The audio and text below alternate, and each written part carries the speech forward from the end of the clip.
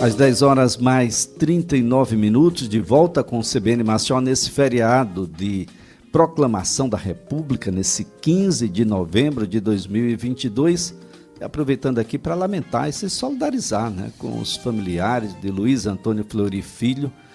Foi governador de São Paulo na década de 90, morreu hoje aos 73 anos e cumpriu um papel político de extrema relevância naquele momento. Era um momento onde você tinha políticos com uma qualidade intelectual e política muito grande. Era um momento de efervescência, porque era um momento pós-ditadura, ainda menos de uma década depois do período ditatorial, e a gente já tinha uma discussão muito efervescente naquela época. É também um período da República muito importante. A gente passou por alguns sobressaltos, não é, professor Álvaro, durante esse período de República, a primeira República, parece que a gente tem outras repúblicas depois, até chegar nesse momento atual, professor. É verdade, Elias. A República atravessou vários momentos, você disse muito bem. Nós tivemos uma primeira República, chamada de República Velha, que começa com a implantação do regime em 1889 e transcorre até 1930, né? São os primeiros 40 anos. Em 1930, houve uma tentativa de ruptura, né? A gente não pode falar em ruptura na história do Brasil, ruptura com permanência. Então, houve uma tentativa de ruptura, em 1930, a famosa Revolução de 30, que foi, na verdade, mais um golpe, né, ou mais uma intervenção militar, inclusive comandada por um general alagoano. Interessante, né, a participação dos alagoanos. Nós tivemos 2 alagoanos no início da República, os generalíssimos Deodoro e Floriano. No rompimento de 1930, com a República Velha, a passagem da República Velha para a República Nova, mais um alagoano, né? Outro general do Exército, que comandou o golpe, ou comandou a intervenção militar, né? O general Pedro Aurélio de Góes Monteiro, né? Da família dos Góes Monteiro, daqui de São Luís de Quitunde, aqui no interior de Alagoas. Foi o general Góes Monteiro que deu a voz de comando para a movimentação das tropas, né? Subindo do Rio Grande do Sul para derrubar o presidente Washington Luiz, né, no Rio de Janeiro.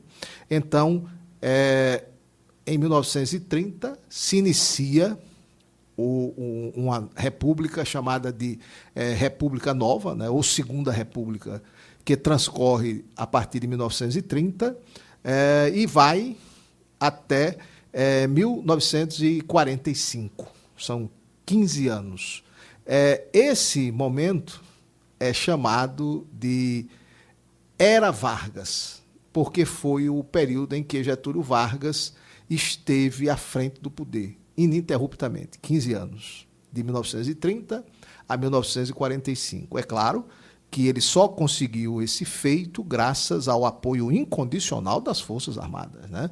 O apoio incondicional dos generais do Exército, os almirantes da Marinha, da Aeronáutica, os brigadeiros da Aeronáutica. Então, na verdade, foi um regime civil-militar, né, de 30 a 45. De toda sorte, uma intervenção militar? Uma intervenção. Um golpe? Um golpe, em 1930, comandado pelo Góes Monteiro, né, o nosso alagoano, que levou o Getúlio ao poder. E o Getúlio ficou 15 anos, até 1945.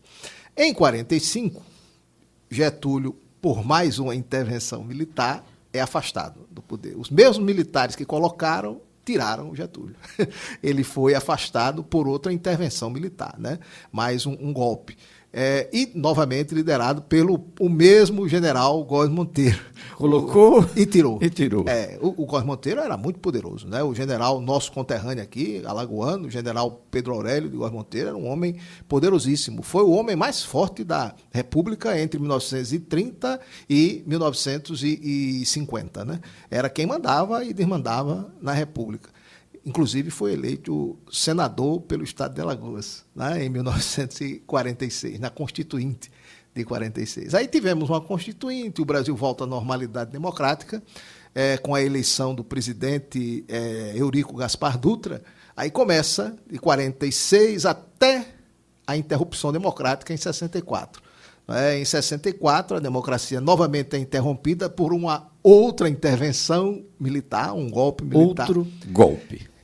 31 de março, né, de 64, derruba o presidente João Goulart, popularmente conhecido como Jango, e assume uma junta militar provisória que entrega o poder ao marechal Humberto de Alencar Castelo Branco, que foi o primeiro general nesse regime militar que dominou o país de 1964 até 1985. Foram 21 anos de regime militar ou de ditadura militar, né? Em 85, o Brasil retorna à normalidade democrática com a eleição no colégio eleitoral, não foi uma eleição direta, foi uma eleição no colégio eleitoral, ou seja, no Congresso Nacional, do candidato da oposição do PMDB, era o doutor Tancredo de Almeida Neves, que tinha na sua chapa como vice um ex-líder da Arena, do partido que apoiava o regime militar, que era o senador José Sarney, né? Então, a chapa Tancredo-Sarney foi eleita no Congresso em 15 de janeiro de 1985, né? Encerrando o ciclo militar, né, do regime militar. Era para o Tancredo com o Sarney assumir em 15 de março de 1985. Porém, na véspera da posse, anunciou-se uma tragédia, né? O doutor Tancredo Neves foi internado na madrugada, do dia 14 para o dia 15, às pressas, não é? Lá no hospital de base, em Brasília. Ele já estava se preparando para a posse no dia seguinte. E quem assumiu em março, no dia 15 de março, foi o vice, José Sarney. Foi uma posse provisória, né? Ele assumiu provisoriamente. Porém, o tempo foi passando e a situação da saúde do doutor Tancredo foi se agravando, foi piorando, né, dia a dia, de tal maneira que ele veio a falecer sem tomar posse da República no dia 21 de abril de 85. Aí, somente depois da morte do Tancredo, é que o José Sarney, o então vice-presidente, assumiu a titularidade na condição de presidente da República, né? E o Sarney governou por 5 anos. Né? Alguns queriam que ele governasse por 4, mas, na época, o dispositivo constitucional, que vinha ainda do regime militar, dava a ele o direito de 5 anos de mandato. Então, o Congresso confirmou esses 5 anos de mandato. Mas, no governo Sarney, aconteceu um fato político extremamente relevante, né? Que foi a Assembleia Nacional Constituinte, que se reuniu, eleita pelo voto do povo, para elaborar a nova Carta Constitucional Brasileira, que é essa Constituição que está em vigor. Essa Constituição foi promulgada, né, pelo presidente da República no dia 15 de outubro, aliás, dia 3 de outubro de 1988, né, a Constituição de 1988. É a Constituição que está em vigor atualmente no Brasil. Foi promulgada pelo presidente, pelo Congresso, em 1988.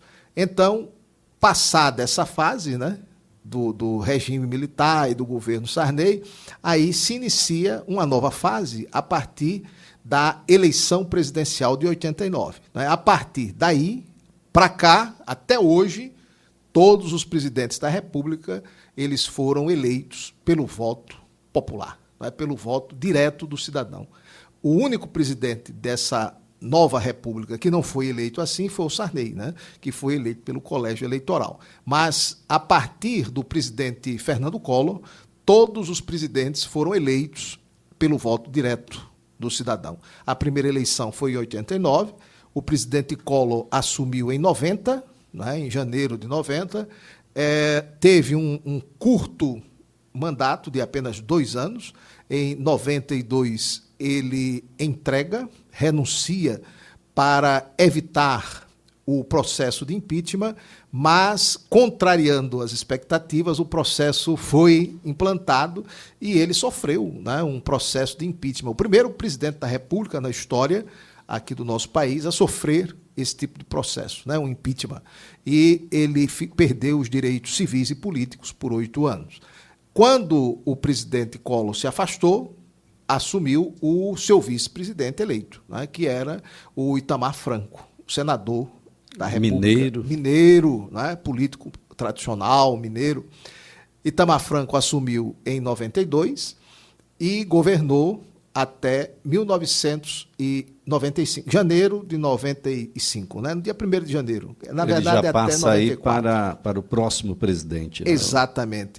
No governo do Itamar, aconteceu outro fato extremamente relevante na história do Brasil.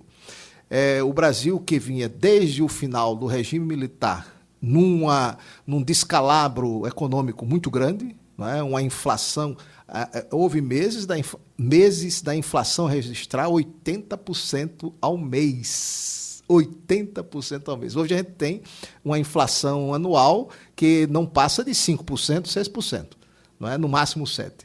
Aí você tem uma inflação ao mês de 80%, era um escândalo, né? Mas você imagina como é que a gente vivia nessa época. Então, o Itamar, no governo dele, adotou um plano de controle inflacionário, estabilização da economia do Brasil. Finalmente, depois de 2 décadas, né, o Brasil conseguiu estabilizar a sua economia. Foi no governo do Itamar Franco, com o Plano Real. Né, mudou a moeda, passou a ser o real, a partir de 1994, né, e com esse plano, que tinha como seu cabeça o ministro da Fazenda, Fernando Henrique Cardoso, ele conseguiu se eleger. Né? O Fernando Henrique se elegeu a reboque do Plano Real. Do Plano Real. Só da condição de ministro para presidente da República. Exatamente. E foi apoiado pelo Itamar, né, na sua campanha. E o Fernando Henrique Cardoso assumiu em 95, janeiro de 95, deu continuidade, né, à estabilização econômica, foi reeleito para um segundo mandato em 98. O segundo mandato dele transcorreu de 99 até 2002. E em 2002, aí começa essa era nova, a chamada Era do Partido dos Trabalhadores, né? A Era do PT. Primeiro foi eleito em 92 o Luiz Inácio Lula da Silva, assumiu em 2003, o primeiro mandato vai até 2006, ele foi reeleito em 2006 para um segundo mandato, e terminou o governo surpreendentemente, nunca antes na história do Brasil havia acontecido esse tipo de coisa, né, com a popularidade acima dos 77%. É uma popularidade surpreendente. Né, o presidente que saía com a maior popularidade na história do Brasil. Porque o cara tem popularidade no começo, mas depois vai deteriorando. Vai deteriorando, normalmente é assim. Normalmente é assim. Mas ele não. Ele terminou em alta, tanto que conseguiu fazer a sucessora na pessoa da presidente Dilma Rousseff, a primeira mulher a assumir a chefia da República. Também teve 2 mandatos. Né? Ela começou o primeiro mandato dela em 2009, né? 2010, né? Ela foi eleita em 2010, melhor dizendo, começou em 2011.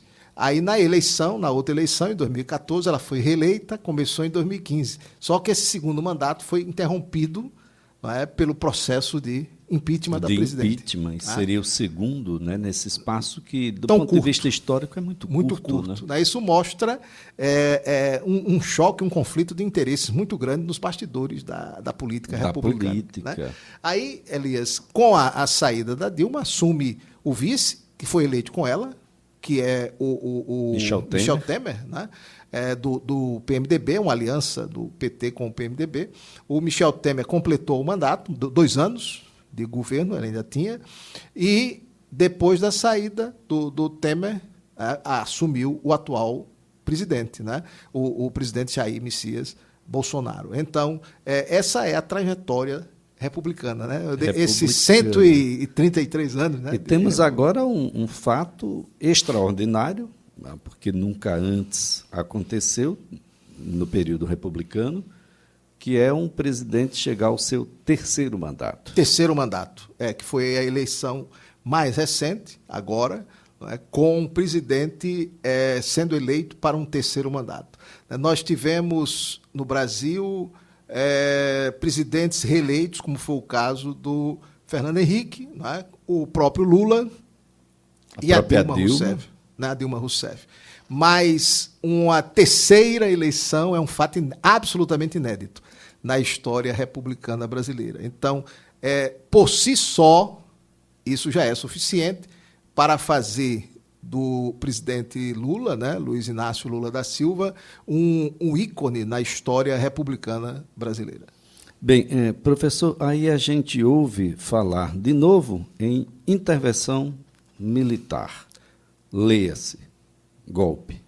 Foi assim na intervenção militar quando a gente criou a República, foi assim na intervenção militar para a gente sair da República Velha para a República Nova, foi assim quando a gente saiu da República Nova para uma nova Constituinte, foi assim quando entrou o golpe militar de 64, e parece-me que tudo indica que não será assim neste ano, pelo menos a gente torce muito que não seja assim, por meio de intervenção militar, e sim por cumprimento de mandato da vontade popular, e quem sabe no futuro, quem perdeu volte ou não volte, mas que isso seja uma decisão popular. Oxalá, oxalá, Elias.